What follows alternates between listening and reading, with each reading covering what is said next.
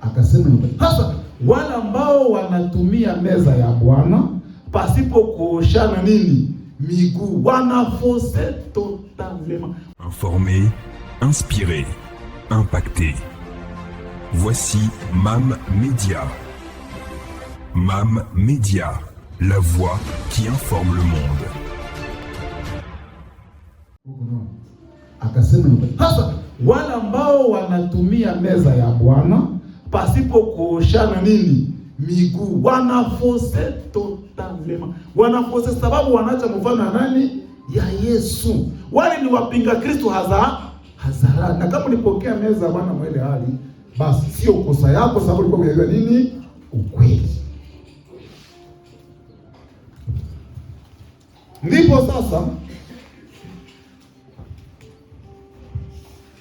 mutusomee Petro wa kwanza sura 1 mstari wa 19. Mwenye mshakuwa pale tayari anaweza kusomea.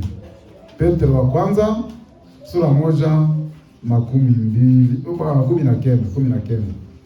Petro wa kwanza sura 1 mstari wa 19.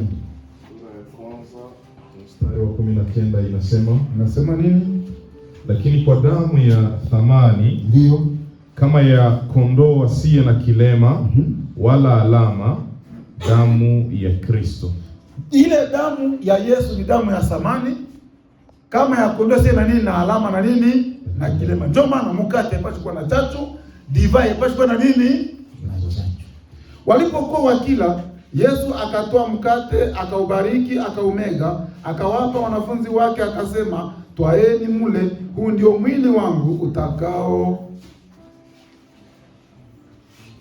mwili wangu. Akakitoa kikombe, akashukuru, akawapa, akisema, nyweni nyote katika hiki, kwa maana hii ndiyo damu yangu ya agano, imwagikayo kwa ajili ya wingi wa ondoleo la dhambi. Ingine, kama unataka dhambi zako ziondolewe, kubali kujiandaa kwa kupokea nini? Meza ya Bwana, mfano wa damu ya Yesu Kristo iliyomwagika kwa ajili ya dhambi zako na zangu. Lakini akawaambia, sitakunywa kabisa tangu sasa uzao huu wa mzabibu, hata siku ile nitakapokunywa mpya pamoja katika ufalme wa Baba. Ingine elema ya tatu mule mekana, Yesu ile Pasaka alipokea na wanafunzi wake hapa kudunia, akawaambia, sitaikunywa tena ingine mpaka nitakapokunywa upya pamoja nani katika ufalme wa wapi? Mbinguni. Kitu mtajua, Yesu alipanda ile meza ya Bwana mwa ile wakati, akakufa, akafua, akapanda mbinguni. Anaambiwa kuifanya wapi? Mbinguni. Sasa wewe mwenye hauikunywe hapo, unaikimbia hapo. Unaikimbia wapi? Maana yake wanzo yue kama mwele fete ya mbinguni, hautafanya kama gani? Hautakuwa. Na hii ni kweli. Biblia inasema kama ajitengae na wenzake ni mezaji, anajua makusudi yake si vile. Sawa.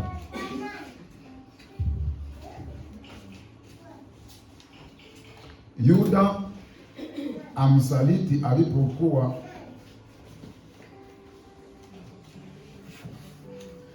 Yuda msaliti alipokea kutoka kwa Yesu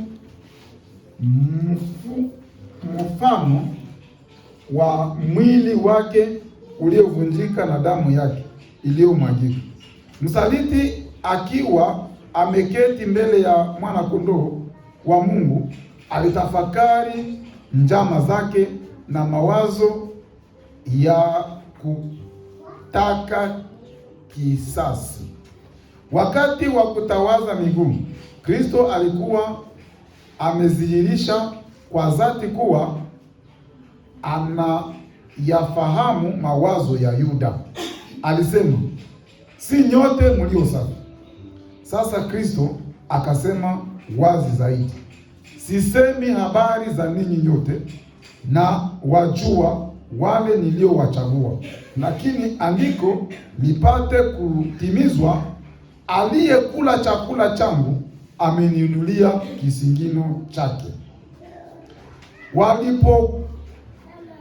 Walipokumbuka jinsi maneno yake yalivyokuwa ya kweli, hofu na kutojiamini kukawashika.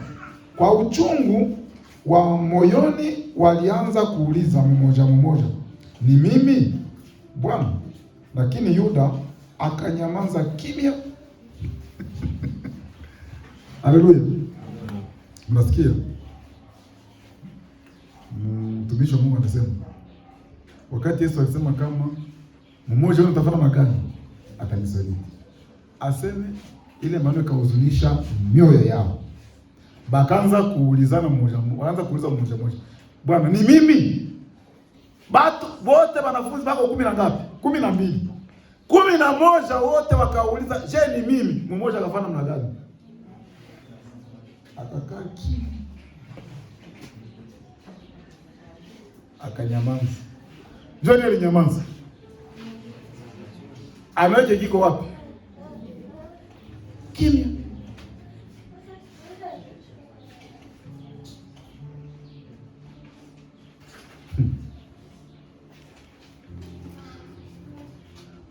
Kimya. Msikie aliyofuata. Hatimaye Yohana akauliza, Bwana, ni nani? Na Yesu akajibu, yeye aliyetia mkono wake pamoja nami katika kombe ndiye atakaye nisaliti. Je, Yesu amemtangaza Zarani sasa wala amemtangaza Zarani? Si wote walishasema 10 na mama anauliza, je, ni mimi? Je, ni mimi? Mwana anakuwa nini? Unabii natuambia kama wanafunzi walipoona Yuda hasemi kitu, ijapokuwa walikuwa hawajajua, wakaanza sema manake ni nani? Wengine wakajibona huyu habushi. Kimya. Mnakumbuka kisa cha wakati watoto wa Israeli walienda kamata Yeriko, wanapopiganisha Ai inawashinda, mpaka Yoshua ndio alikuwa anaongoza. Akauliza, nini mbona tulifanya maajabu fasi yote, nini ndio imekuwa? Watu wote wakasema hatujui ni nini. Akani alikuwa muli, alisemaga kitu, alikuwa kanini? Kimya. Mange na watu wa kimya. Munasema munaona mtu kwa nini? Kimya. Kama haikuwa na waza mzuri, kama ni vya mzuri yenye mko mnapanga mnatafuta marejesho, peut-être iko anafanya filosofia, unataleta jibu ndani ya hekima. Lakini kama ni kibaje kilitendeka, akana alinyamaza nini? Mpaka Mungu akaambia Yoshua, kuko tatizo kati. Yoshua sasa Mungu naye akamwambia sema tatizo fulani. Ndio vile iko sema. Mungu akaambia sema ni fulani. Mungu amwambia kuko tatizo kati. Simama utakaze watu wako. Wale manabii wale wakati walikuwa na marefuji, kulikuwa halama walikuwa na vala, unapopita na clignoter kama ni rouge vert, alikuwa na consigne. Akaanza mapitia mwe. Lakini Yuda alikuwa nani? Huyu Akani alijua bako anatafuta nani? Mwenye alifanya nini? Mwenye alifanya kosa. Si Akani alikuwa mbele mkutano. Alikuwa amesafiri. Alikuwa muli. Akanyamaza nini? Kimya. Mpaka wanafika na ukoo yake. Ukoo yake mna alama na kamata pale. Anakuwa nini? Kimya. Yuda kanyamaza kimya. Nilitokea kwa Akani, mnayua mpaka sasa walipofika hapo. Wewe sasa ulifanya nini? Ndio vile sasa tulikuwa kwa mapambano. Na hapa alikuwa shatukataza. Ukishaona mtu anaanza ongea kwa anafuna mkichwa, uikale msikilize mzuri. Msikilize mzuri. Ukiona mtu anaanza sasa ndio vile umsikilize mzuri. njoo vile mbo walikataza tusiibe. Sasa nilifika nikakutana kwenye kuko dhahabu nzuri, sijui na nini, nikakamata. Ukafanya nini? Yoshua kasikiliza. Sasa biko wapi? Nienda muhema yangu, lakini mrembo. Nienda muhema yangu. Nikachimbula kama ni chini ya nini ya kitanda. Wewe ndio ile tuonyesha. Si wakenda vionyesha. Kimya. Na alikuwa alishakuwa nini? Yuda alikuwa kimya. Hapa unabii tuambia kama wanafunzi wakanyamaza. Sasa Yohana ndio aliuliza Yesu, "Ni nani?" Habakuambia ule Yuda, "Jua nini una mbona wao ubuji? Mbona wao useme kitu?"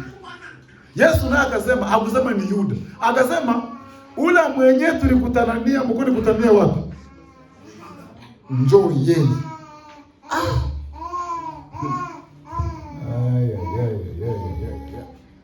Yuda salisikia vile Yesu anasema njoo vile, lakini sasa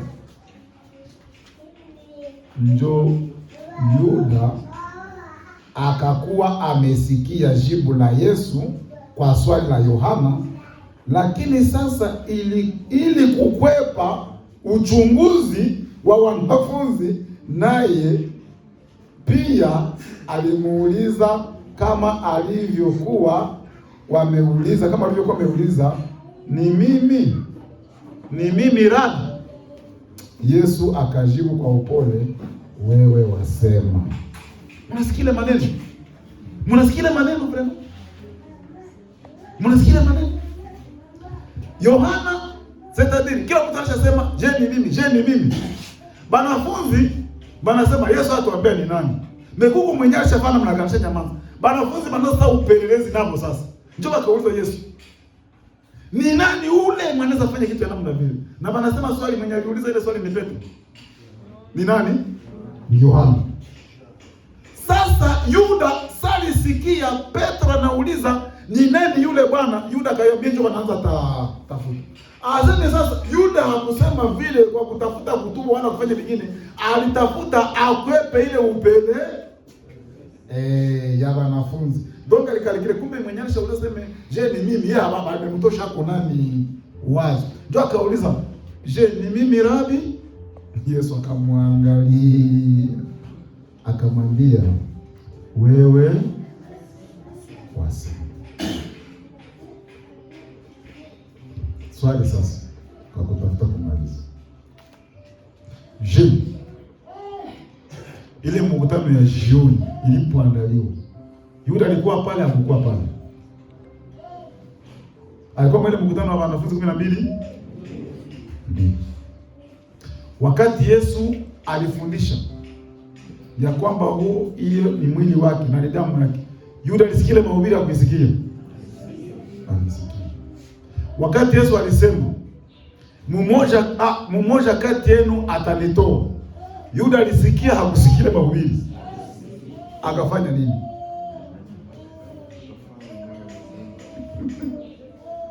Akafanya nini? Mmoja wana tafuna mna gani? Je, Yuda alikuwa yakuwa na wazo wa kumtoa? Alikuwa shakuwa nayo, alikuwa shakuwa, lakini mahubiri ya Yesu akanyamaza. Wakati Yesu alisema mwana wa Adamu aenda zake kama alivyoandikiwa, lakini ole wake atakaye mtoa mwana wa Adamu, ingekuwa heri yule mtu asifanye magano. Yuda alisikia, alikuwa mwenye mkutano ile sasa, wakasema vipi? Wala hakukua. Alikuwa mule wala hakukua. Alisikia mahubiri ya Yesu wala hakuisikia? Alisikia. Eske mafikiri ibadilika? Mimi nauliza, wakati Yesu alikuwa anasema vile, alikuwa anapatia Yuda wakati ya kutubu wala alikuwa na mwima, alikuwa anamficha wakati ya kutubu?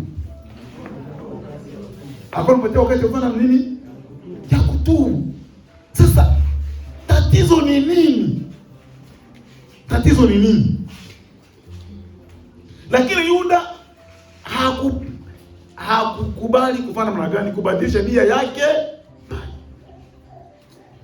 Swali nyingine, Yuda wakati Yesu alinawisha wanafunzi miguu, Yuda Yesu alimnawisha miguu, akunawisha miguu.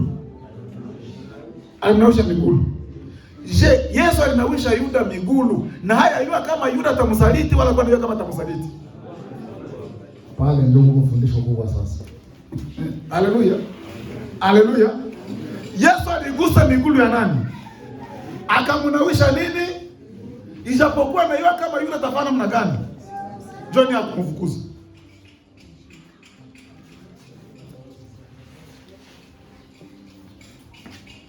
Tuko pamoja? Je, sisi tukishajua kama huyu mtu ni mubaya, ni mubaya na iko na nia mbaya. Tena yeye alikuwa na nia mbaya ya kuuzisha, ya mauaji. Kitu cha kwanza tunafanyaka sasa vile baraza kanisa vile kanisa tunafanyaka nini? Ni kufanya na gani?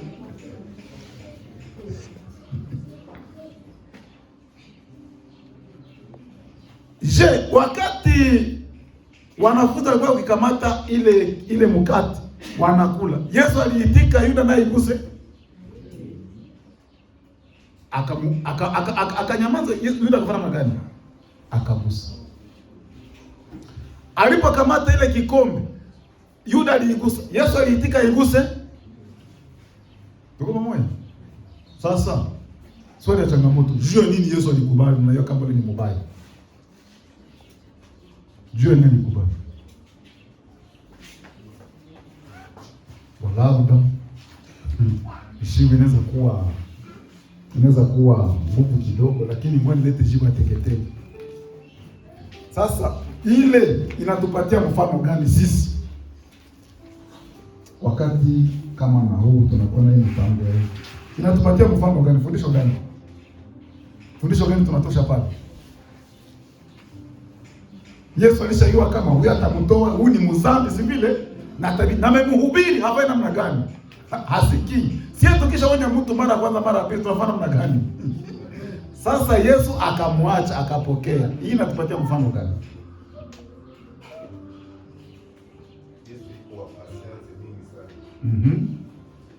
Yesu ni mwenye kuvumilia sana.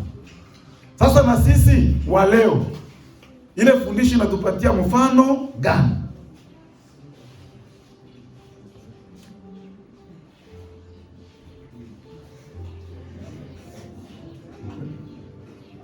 Sisi waongozi, si wa Kristo, inatupatia mfano gani?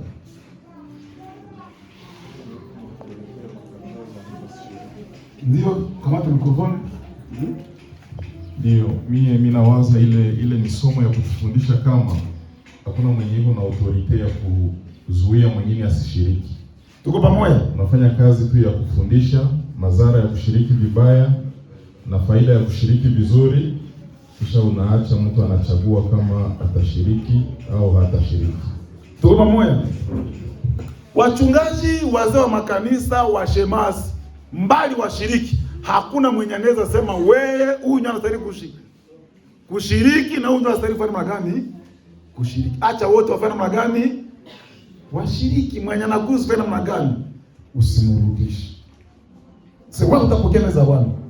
Kama ile siku Yuda Yesu alisema kana magani hautapokea meza Bwana.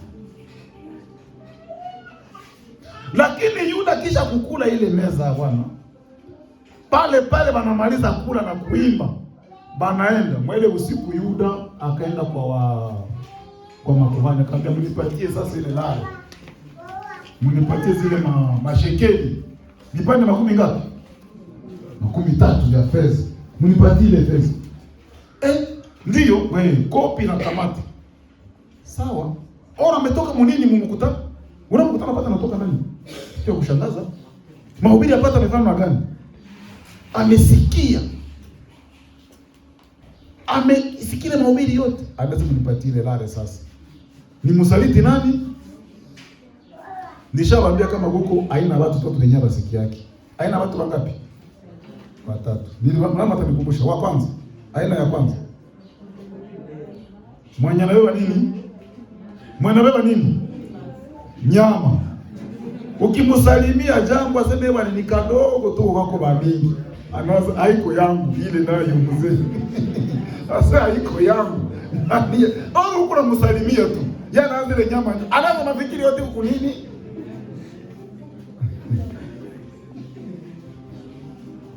Anasikia mbaya.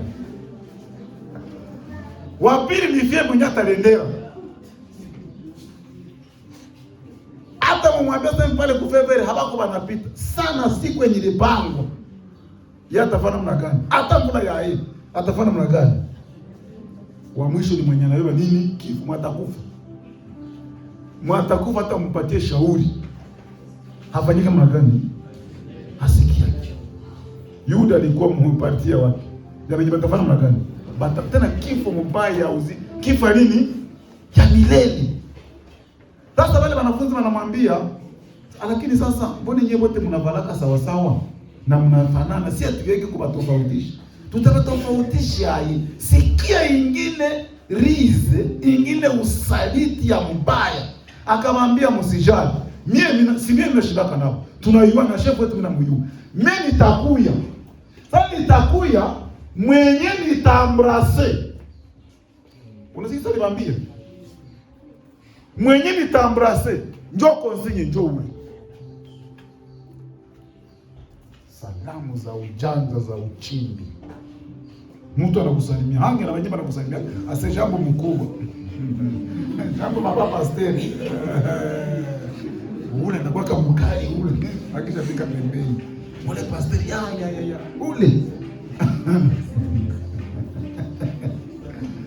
Ase jambo baba pastor. Hapa nje, jambo baba pastor.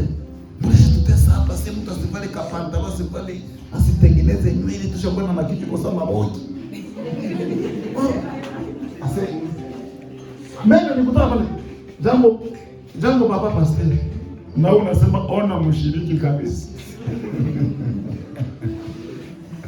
No, ile ule mwenyewe nitaambrase na njoo huyu. Bakaenda, bana wakisha matala. Shida kubwa sasa.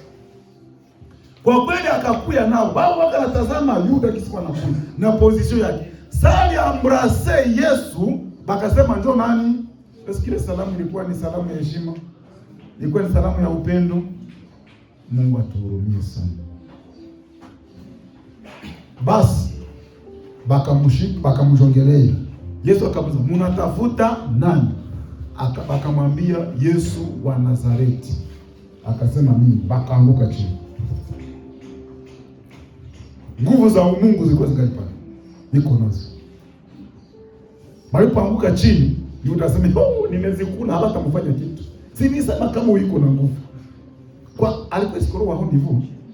Nimezikula naye hamtafanya magani. Hamtampata. Mara ya pili wanasimama, "Mnatafuta nani?" Yesu wa Nazareti. Wanaanguka chini. Yuda sasa haya. Hapa mtasikia. Sasa watachoka tafadhali na gani? Malali mimi masikuli. Mnatafuta nani? Mpaka wakati Yesu alimwambia sema, "Ni mimi huyu sasa." Bakamshika.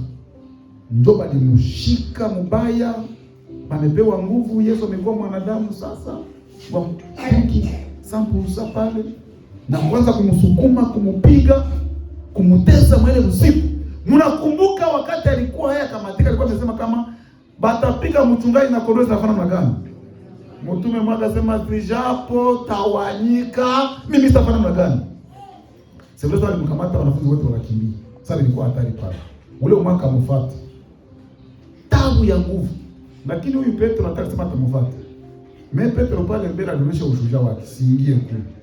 Akakamata, Petro alikuwa wa kiburi, societe mnakuwa kabatu nao waliturutu. Wanajipatia ordre na wao wapatia ordre. Wale unapoongoza, uye kama wale watu unapaswa kuwa nao. Petro alikuwa na mpanga mara moja kata mmoja alisikiwa. Hapa kumpatia ordre kwa nini? Ya wakati alisikiwa anguka chini. Yesu akasema, enda nyuma yangu shetani. Sasa dile sio kusema Petro kwa shetani. Nikwambia kama nilangaje nasema unatenda ya nani? Ya kishetani. Yesu akamwambia ile sikio akaitia pale. Haingilikuwa Yesu ndio muumba wetu. Akaitia pale. Petro akanyamaza kenda. Wengine basi niulize maswali sema kama mitume walikuwa na mipanga na vitu fulani. Walikuwa wanafanya makazi sana vile wengine. Na Petro katika jamaa yake ilikuwa ni jamaa wa guruguru ya mazeloti, walikuwa ni watu wanazoea kuma mafunzo sana, walikuwa wanaishi kati ya babani Petro. Sasa anda mbali. Ikafika wakati Yesu msalaba inamsumbua. Akachoka na mkesha msalaba ya kuchoka sana. Ya uzito sana. Mpaka ule Simoni wa wapi? Wa Kirene. Alipoona jinsi Yesu anateseka, akakia kumsaidia kwa nini?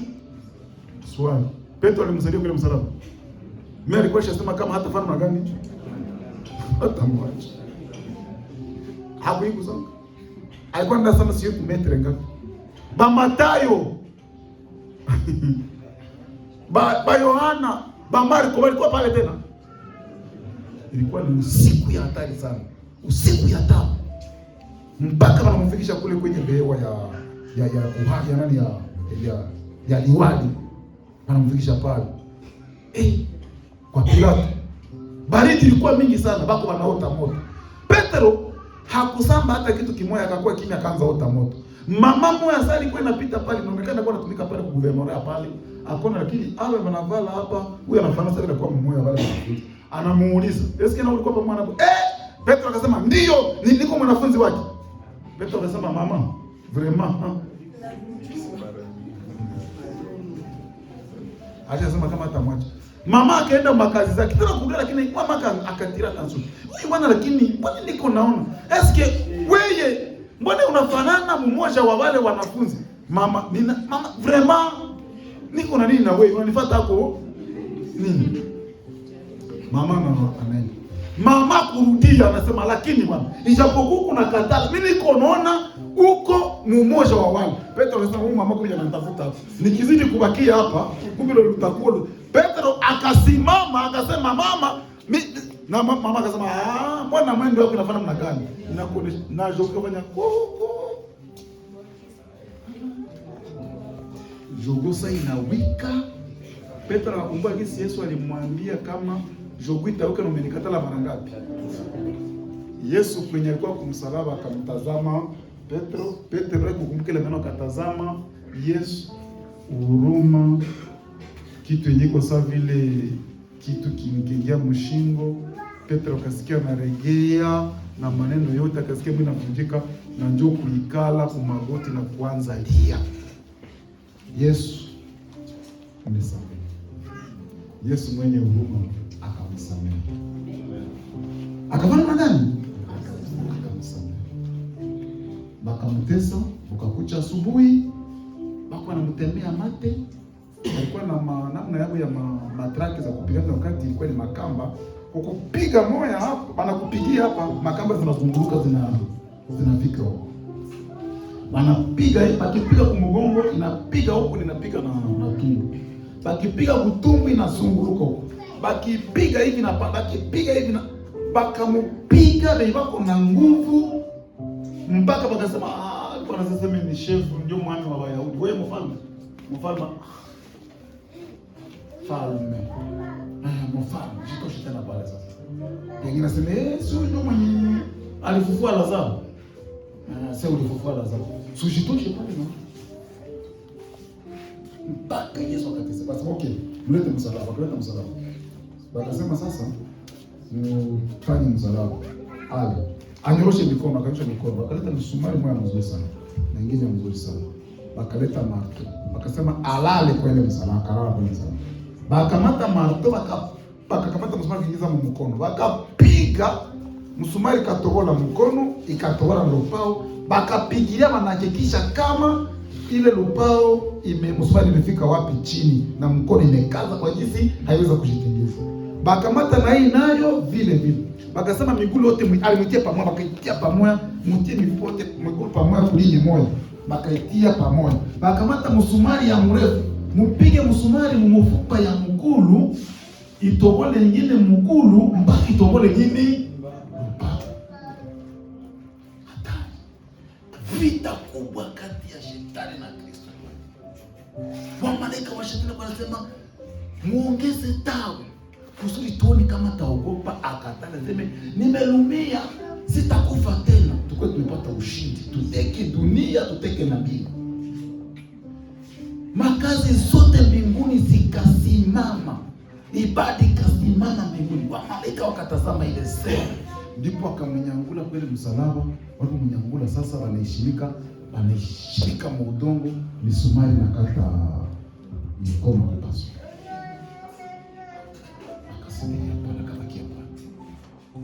mateso tangu usiku alimkamata, tangu saa moja mpaka midi asubuhi.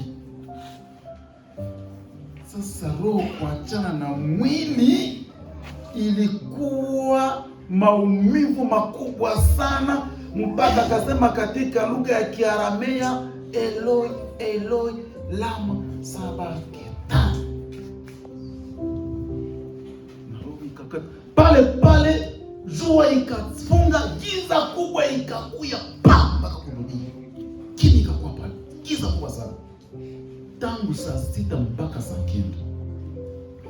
Hakuna giza nafana na gani inaishi. Alikuwa pale sasa. Alikuwa mtoto wa nani? Yesu akakufa. Mateso nilipata na mimi nilipata, Yesu akaipata. Kusudi wakolewe na mimi ukolewe. Kila mtu ashuhushi.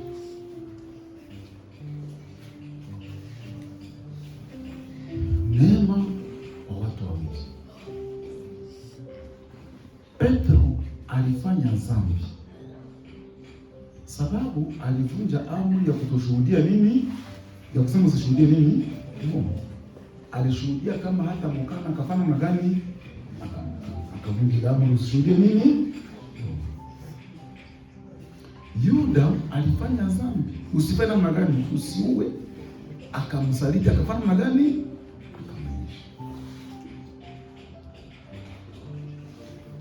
Historia ya Petro na Yuda inapishana kwa kijiji, sababu Yuda alifanya kosa.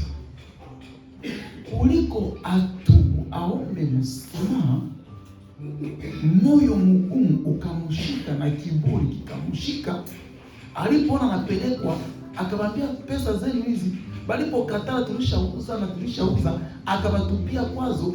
Na juu ya hali mbaya ya kuchanganyikiwa na giza amefanya lenye habiko, marudili mshika, hakupata gisi ya kutosha tena, mamekalia na kajinyonga, akakufa, kajipiga chini tu kapasuka, akakufa naye aomba msamaha. Petro yeye akaomba msamaha na Yesu akamsamehe. Petro akaenda mbinguni, Yuda akaenda. Haleluya. Mungu kwa upande gani wewe? Utakuwa na moyo mgumu kama Yuda hadi kujipeleka, kujitundika na kuingia katika jehanamu? Utamkimbia Yesu maisha yako yote? Au utakuwa kama Petro mwenye alifanya dhambi ya kuvunja amri ya kutoshuhudia uongo, akashuhudia, lakini alipojitambua akatubu, akakuja kwa Yesu, na ile damu Yesu kamtakasa. Haleluya. Haleluya. Kila mtu utamkimbia Yesu, utamkimbia Yesu. Lakini ombi langu tuwe kama Petro. Damu ya Yesu inasafisha makosa yetu. Na alisema kwamba tunapopokea meza ya Bwana kama hii siku ya leo, tunatangaza kufa na kufufuka kwake hadi atakapofanya magani? Atakapokuja. Na tunapoikula hapa, tutaikula pamoja naye katika ufalme wapi? Mbinguni. Anayejisikia anaweza simama tuone.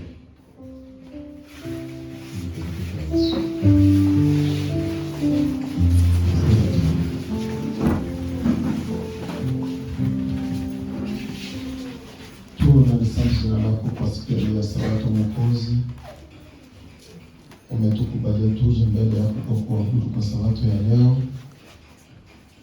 na tunapokuwa na sherehe kubwa ya kumbukumbu ya kafara kwa ajili yetu sisi watenda dhambi.